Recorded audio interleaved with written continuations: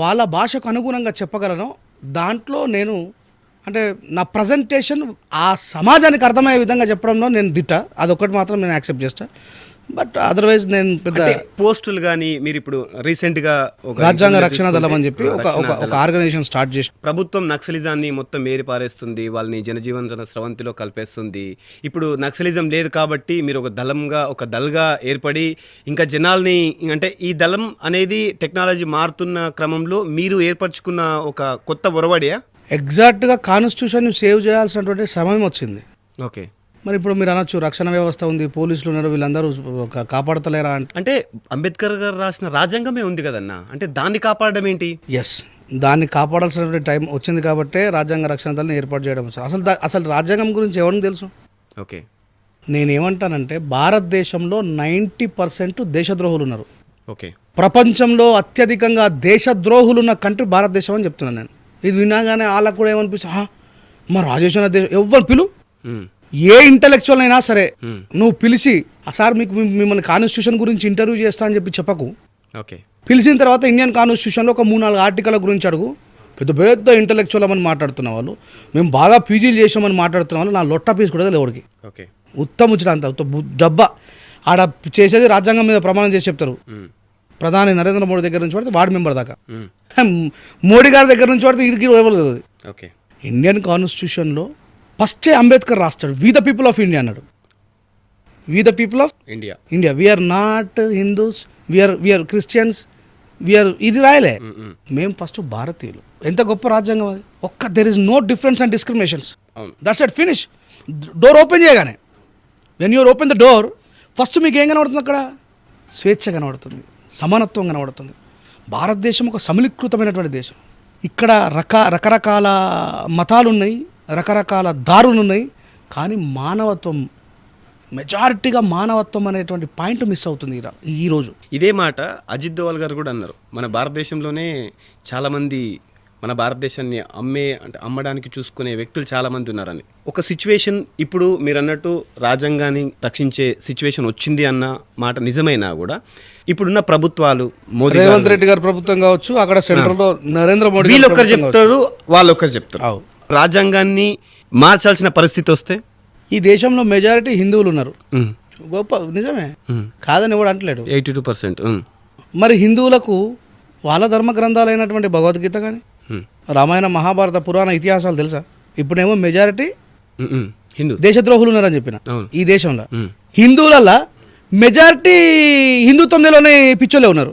మళ్ళీ ఒకసారి కోట్ చేస్తున్నా, మెజారిటీ హిందుత్వం అంటే ఏందో తెలియని పిచ్చోళ్ళు ఉన్నారు. కానీ ఇక్కడ పదాలు కాదు కదన్నా, భావాలు. సనాతనం ఉంది అనుకుందాం, అది అలవర్చుకోవడం అంటే మనం ఎలా ఉండాలి అనేది దానికి ఇప్పుడు శ్లోకాలు రావాల్సిన పని లేదు కదా.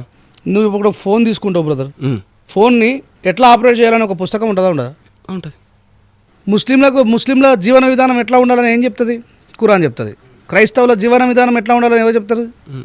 బైబుల్ చెప్తుంది. మన హిందువుల జీవన విధానం ఎట్లా ఉండాలని ఏం చెప్తుంది? భగవద్గీత చెప్తుంది. మరి ఆ భగవద్గీత కొద్దిమంది చేతుల్లో ఎందుకున్నది? పూర్తి స్థాయి హిందువులకు వచ్చిన తర్వాత అప్పుడు అర్థమవుతుంది ఈ దేశం హిందుత్వ దేశంగా ఉండాలా, సెక్యులర్ దేశంగా ఉండాలా. భగవద్గీతను ఓన్లీ హిందువుల గ్రంథంగా ఎవరు చూడట్లే. అంటే అణుబాంబును తయారు చేసిన ఓపెన్ హైమర్ లాంటి వ్యక్తే భగవద్గీత చదివాను అని చెప్పేసి ప్రూవ్గా, అంటే అందుట్లో ఒక విషయం ఉంది, అది నేను బ్రెయిన్లో నేను చేసే పని తప్పు కాదు అనుకున్న, అంటే ఎక్కడనో ఉన్న ఇంగ్లీష్ శాస్త్రవేత్త కూడా చెప్పిన మాట కదా. అది మనం భగవద్గీతను ఓన్లీ హిందుత్వానికి ఎందుకు మనం ఆపాదిస్తాం? సనాతన ధర్మంలో ఓన్లీ ఒక హిందుత్వమే లేదు కదా, ఇలాగే ఉండాలని లేదు కదా. ఇంగ్లీష్ వాడన్నా చదవగలిగిండు, ఇండియాడు చదవడా అంటున్నా నేను. చదవాల్సిన పని ఏముంది అంటున్నా. భావాలు ఉంది, అంటే ఆ భావాలు అర్థమైతే చాలు కదా అంటున్నాను నేను. ఏమంటున్నా, నీకు చాతుర్వర్ణం మయ సృష్టి అని ఉన్నది దాంట్లో. ఓకే, భగవద్గీతలో 4 రకాల మనుషులను నేనే సృష్టించిన అంటాడు శ్రీకృష్ణ పరమాత్మ. వాళ్ళ గుణకర్మల ద్వారా వాళ్ళు గొప్పవాళ్ళు అవుతారు అని చెప్పి అన్నాడు. ఎవరన్నారు ఈ మాట?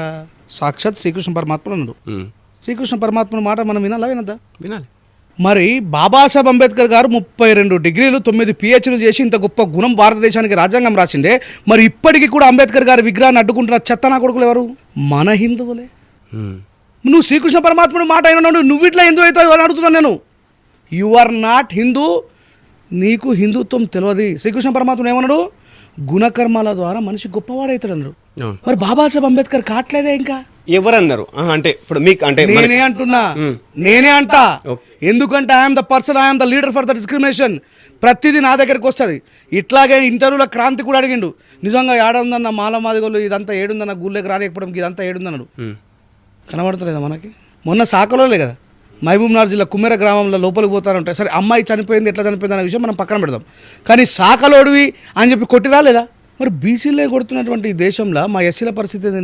నేను ఎన్నో పోరాటాలు చేసిన, ఎన్నో ప్రొటెస్టులు చేసిన. నేను హనుమంతుడి మాల వేసుకున్న తర్వాత 45 రోజులు హనుమంతుడి మాల వేసుకున్నటువంటి మా మాల మాదిగలు మళ్ళీ బండి సంజయ్ గారి నియోజకవర్గంలో, అది అత్యంత పెద్ద హిందూ ఉన్నటువంటి నియోజకవర్గంలో, ప్రజలారా మీరు కూడా గుర్తుపెట్టుకోండి, మల్లాపూర్ మండలం నడుకుడు అనే గ్రామంలో 45 రోజులు మాల మాదిగలు మాలేసుకొని 46వ రోజు హనుమాన్ జయంతి రోజు మాల తీసేసి గంగా స్నానం చేసి మాలను అక్కడ పెట్టేసి దేవునికి దండం పెట్టుకొని గుండు తీసుకొని వచ్చి జాతరలో చేయని భోజనం వడ్డిస్తున్నారు. వీళ్ళంతా ఈ మాల తీసేయడానికంటే ముందున్న వ్యక్తులే మాల తీసేసి భోజనం వడ్డిస్తే అక్కడ ఉన్నటువంటి మున్నూరు కాపు సామాజిక వర్గం, ఇటు అరవింద్ గారి సామాజిక వర్గం, అటు బండి సంజయ్ అనే సామాజిక వర్గం, వాళ్ళు ముట్టిన అన్నాన్ని పప్పుని కింద ఉలకపోసేసి వాళ్ళని కొట్టి మాలమాది కూడా ముట్టిన భోజనం మా ఊరందరికి వడ్డిస్తావా అన్నాడు. దాని మీద నేను పోరాటం చేసిన. ఈ ఇద్దరు ఎంపీలు ఇంట్లో వండుకున్నారు, బండి సంజయ్ ఇంట్లో వండుకున్నాడు, అరవింద్ ఇంట్లో వండుకున్నాడు. కానీ నన్ను నిరంతరం హిందూ వ్యతిరేకాన్ని మాట్లాడుతున్న లొచ్చనా కొడుకులకు చెప్తున్నా, నేను పోయి వాళ్ళని మీరు వండిన బువ్వను మేము తినమన్నందుకు వాళ్ళందరినీ జైలు వేయించిన నేను. మరి వీళ్ళిద్దరు పోయి ఏడవన్నారు. వీళ్ళు హిందుత్వ ధర్మ పరిరక్షకులు కదా, రోజు ప్రొద్దున లేవగానే మాట్లాడేది. బండి సంజయ్ అన్న మాట్లాడతారా? అరవింద్ గారు మాట్లాడతారా? మరి వీళ్ళ పార్టీ ఎజెండా ఏంది? ఈ దేశాన్ని హిందూ దేశంగా మార్చడం. అరే మాలా మాదిగా హిందువులకు అన్యాయం జరిగితే మాట్లాడని గాడిది కొడుకులారా అంటున్నా. మీరేం రా రేపు పొద్దుగా హిందూ దేశం వచ్చినాక మమ్మల్ని కాపాడతారు? ఈ దేశం సెక్యులర్ దేశంగా ఉండగా, ఈ దేశం భారత రాజ్యాంగానికి అనుగుణంగా నడుస్తున్నప్పుడే మీరు మమ్మల్ని మనుషులుగా ఇవ్వలేరే? రేపు పొద్దుగా హిందూ దేశం అయితే మా పరిస్థితి ఏంది? అంటే ఇక్కడ డిస్క్రిమినేషను నాకు ఇప్పుడు మీరు ఈ టాపిక్ వచ్చింది కాబట్టి ఎవరో చేయాల్సిన పని లేదు, మనం చేసుకుంటున్నామేమో అనిపిస్తుంది ఒక పాయింట్ ఆఫ్ వ్యూలో. అంటే ఇప్పుడు అందుకే హిందుత్వం తెలవాలంట. నీకు హిందుత్వం నీ ముందుకు తీసుకుపోయే సందర్భాలలో హిందూ మఠాధిపతులు రీసెంట్గా మనం తీసుకుంటే చిలుకూరి బాలాజీ టెంపుల్లో ఒక దళితుడిని తన భుజాల మీద ఎక్కించుకున్నటువంటి వాళ్ళు కావాలి మనకు. మనమందరం హిందువులం, మనమందరం సమానం. నేను దూరం పెట్టో టీవీ ముంగట ఒకటి మాట్లాడే టీవీ వెనుక ఒకటి మాట్లాడేటోడు హిందువు కాదు అంటున్నా. ఎందుకు చిలుకూరి బాలాజీ ఆయన ఒక బ్రాహ్మణుడై ఉండి, ఆయన ఒక క్లాస్ 1 ఆఫీసర్ అయి ఉండి, మనుషులమందరం సమానమేరా, నువ్వు మాదిగవాడి కావురా, నువ్వు మనిషి అని చెప్పి తన భుజాల మీద మోసిండే ఎడ్యుకేటెడ్ హిందువులు కావాలంటున్నాను నేను. ఆయన విజ్డమ్ని మోసిండు, ఆయన జ్ఞానాన్ని మోసిండు. అదే చెప్తా నేను. నా క్వశ్చన్ ఏంటంటే, నేను తక్కువ ఎందుకు, ఇప్పుడు నా క్యాస్ట్ నన్ను తక్కువ ఎందుకు చేస్తుంది అంటే ఇప్పుడు నువ్వు ఏమనుకుంటున్నావు? ఇప్పుడు నేను మాలా మాదిగా మనం ఇప్పుడు నన్ను ఎవరైనా మాలా అన్నారు అనుకోండి, మరి నిన్ను మాలా మాదిగా పేరు మీద తక్కువ చేసి మాట్లాడుతున్నావు. మాలా మాదిగా పేరు మీద గుడికి రావు తక్కువ చేయడం ఏంటి అంటున్నాను నేను. మనది ఇప్పుడు నేను మాలా మాదిగలో పుట్టినా, నేను తక్కువ ఏంటి, నన్ను అనొద్దు అనడం ఏంటి? బాగా చెప్తా అనొచ్చు కదా. ఇప్పుడు రెడ్డి ఇంకోటి ఉన్నది, వాళ్ళది గొప్ప అయినప్పుడు వాడు నేను రెడ్డిని చెప్పుకునే ఎవరైతే ఉన్నారో ప్రౌడ్గా, నేను మాలా మాదిగా అని చెప్పుకునే ప్రౌడ్నెస్ ఎందుకు రావట్లేదు? అరే 1000 సంవత్సరాలుగా వీళ్ళ మీద వీళ్ళు శూద్రులు, వీళ్ళు కుమ్మరోళ్ళు, వీళ్ళు కమ్మరోళ్ళు, వీళ్ళు గౌన్లోళ్ళు, వీళ్ళు సాకలోళ్ళు, వీళ్ళు గొల్లోళ్ళు, వీళ్ళు తక్కువ కులము, మేము ఎక్కువ కులం అని చెప్పి ప్రచారం చేసినవాడు. వాళ్ళు ప్రచారం చేసుకున్నారు. ఇప్పుడిప్పుడే కదా అంబేద్కర్ గారి విద్య వల్ల మనకు అర్థమవుతుంది నేను తక్కువ కాదు ఎక్కువ అని చెప్పి. నేను అదే అడుగుతున్నాను. అయితే డిస్క్రిమినేషను డబ్బుల ద్వారా ఉద్యోగాల ద్వారా మారిపోదు. ఓకే, రీసెంట్గా ఇదే కాంగ్రెస్ గవర్నమెంట్లో మంత్రి వివేక్ వెంకటస్వామి గారు కొడుకైనటువంటి వ్యక్తి వంశీ గారు ఎంపీ, ఆయన ఎంపీ ఉన్నటువంటి దాంట్లో ఎమ్మెల్యేగా ఉన్నటువంటి వ్యక్తి Sridhar Babu. Okay, Sridhar Babu ఏమిటైనా వాపనైనా, ఈయనెవరు Vamsi మాలయన.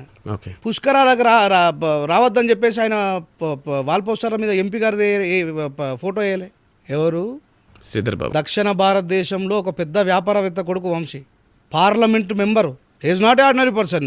Parliament member అయినా, దక్షిణ భారతదేశంలో 10 మంది గొప్ప వ్యాపారవేత్తల ఒక వ్యాపారవేత్త కొడుకైనా బ్రాహ్మణుడు అనేటువంటి శ్రీధర్ బాబు గారు డిస్క్రిమినేషన్ చూపిస్తున్నారు. అప్పుడు మరి ఏమని చెప్పుకోవాలా? ఏ పేరు మీద డిస్క్రిమినేషన్ చూపెట్టిండు? ఈయన దళితుడు, పుష్కర స్నానాలకి రావడం ఎందుకు అనేటువంటి డిస్క్రిమినేషన్ ఉన్నది మిత్రమా. ఏదో ఊరికే మైకుల ముంగుదామనే ఈ రోజు మాల మాది అందరం కలిసిపోయినా ఎంత ముచ్చట. ఓకే, బాధితుడు నా దగ్గరికి వస్తాడు, నా దగ్గర లిస్ట్ ఉన్నది. ఓకే, ఇదంతా అర్బన్లో ఉందన్నా రూరల్లో ఉందా? అన్ని జాగాలు ఉంది. ఇంకా ఎక్కువైంది 15 నరేంద్ర మోడీ గారి గవర్నమెంట్ వచ్చిన తర్వాత ఇంకా ఎక్కువైంది. ఓకే, అంటే ఈ విషయాలు క్యాస్ట్ డిస్క్రిమినేషన్ కానీ భారత రాజ్యాంగంలో ఎలాంటి ఉన్నాయన్న? అంటే ఇప్పుడు రాజ్యాంగంలో అంటే పాలిటిక్స్. ఉరిమి చూస్తేనే అట్రాసిటీ కేసు వేసి లోపల నూకాలన్నారు. ఓకే. ఎందుకు ఆ రోజు ఉన్నటువంటి ప్రజాప్రతినిధులంతా కూడా కలిసి ఈ దేశాన్ని ఒక సంయుక్త భారతదేశంగా మారుతామే, ఇది కులాలలో కొట్లాడతామంటే ఇది కరెక్ట్ కాదు, మనం అందరం కలిసిమెలిసి ఉండాలి, కాబట్టి దళితుల మీద ఇలాంటి డిస్క్రిమినేషన్ ఉండొద్దు అని చెప్పేసి వాళ్ళని ఉరిమి చూసినా, వాళ్ళ వైపు ఉంచినా, వాళ్ళతో పని చేయించుకొని వాళ్ళకి డబ్బులు ఇవ్వకపోయినా, వాళ్ళ మీద అత్యాచారాలు చేసినా, వాళ్ళ మీద అన్యాయాలు చేసినా SC ST atrocity prevents act పెట్టిండ్రు. ఇవాళ ఉన్నటువంటి గవర్నమెంట్ ఎస్సీ ఎస్టీ అట్రాసిటీ అంటే ఏంది, ఇమ్మీడియట్గా ఎఫ్ఐఆర్ చేసి 24 గంటలలో జైల్లో పెట్టాలి. తర్వాత విచారణ చేపడితే ఏం జరుగుతుందో తెలుస్తుంది. కొద్దిమంది మా దాంట్లో ఉన్నటువంటి లఫ్డ్ గార్ది కొడుకులు అట్రాసిటీ కేసులు, తప్పుడు అట్రాసిటీ కేసులు పెట్టడం వల్ల ఈరోజు ఏమైపోయింది, స్టేషన్ బెయిల్ ఇస్తున్నారు. అంటే ఈ దేశం ఎంత దిగజారిపోయిందంటే రాజ్యాంగానికి వ్యతిరేకంగా రూలింగ్ నడుస్తూ ఉన్నది. ఎస్సీ ఎస్టీ ప్రివెన్స్ యాక్ట్లో అసలు నీకు బెయిలే ఉండదు, అది నాన్ బెయిలబుల్ అఫెన్స్.